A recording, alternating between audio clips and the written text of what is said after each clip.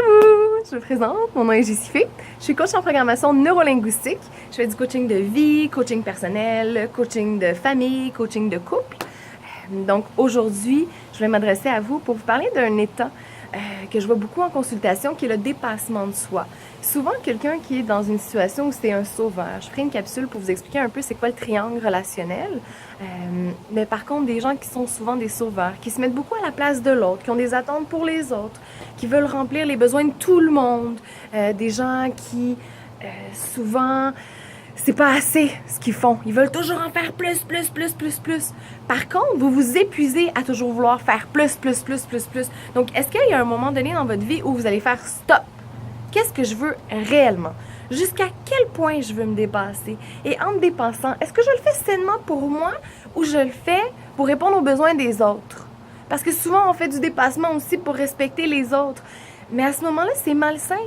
Oui, c'est malsain. Vous devriez tout simplement juste pas le faire si c'est pour avoir des attentes envers les autres par la suite. Parce qu'en bout de ligne, ce que vous allez cueillir, c'est la déception. On peut pas être responsable de comment l'autre personne en face de nous va réagir ou comment elle va interpréter qu'est-ce qu'on lui dit ou qu'est-ce qu'on fait pour elle. Donc, la seule chose à laquelle vous avez vraiment du pouvoir, c'est dans qu'est-ce que vous mettez votre énergie et quelles sont vos attentes et de verbaliser vos attentes parce que les autres ne peuvent pas savoir c'est quoi vos attentes si vous leur dites pas de façon claire et directe. Donc, j'ai souvent dans mes salles de consultation des gens qui, advenant il y a toujours une personne qui manque au travail, qui arrive en retard, et vous êtes toujours la personne qui est restée plus longtemps que les autres. Parce que vous savez quoi? Vous êtes capable! Mais à un moment donné, ça devient un cercle. Et vous habituez les autres à répondre à ce genre de besoins et de devoirs. Et par la suite, c'est vous que vous épuisiez. Est-ce que c'est possible de le faire plus sainement? Oui, je pense que oui. Et de vous donner des limites dans votre dépassement de soi. Parce qu'un jour, ça se peut, vous tapez une dépression parce que justement, vous êtes tanné de toujours en faire plus que les autres, être la seule personne qui reste en overtime ou être la seule personne qui répond aux besoins de votre famille ou celle qui fait toujours les commissions pour les autres. Prenez un instant pour vous demander, est-ce que vous le faites vraiment de façon saine? Est-ce que vous le faites pour vous? Est-ce que vous le faites parce que vous avez besoin de reconnaissance des autres?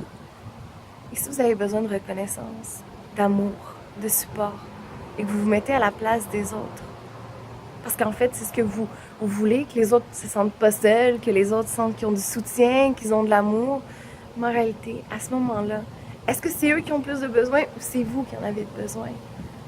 Je pense que c'est vous. Donc peut-être dans votre semaine, vous accordez un moment pour vous.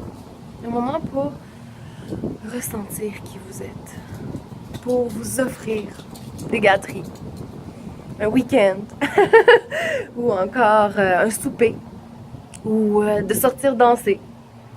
Mais c'est important pour vous, gens qui font du dépassement de soi, de répondre à vos besoins à vous en premier.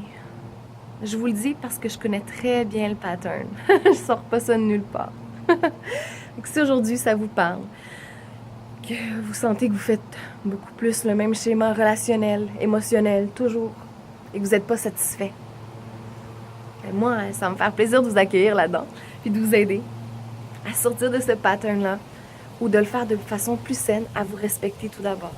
Alors sur ce, j'espère que vous passez une excellente journée.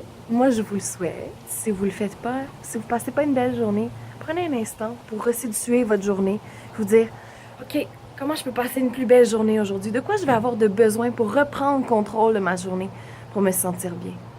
Alors sur ce, bonne journée!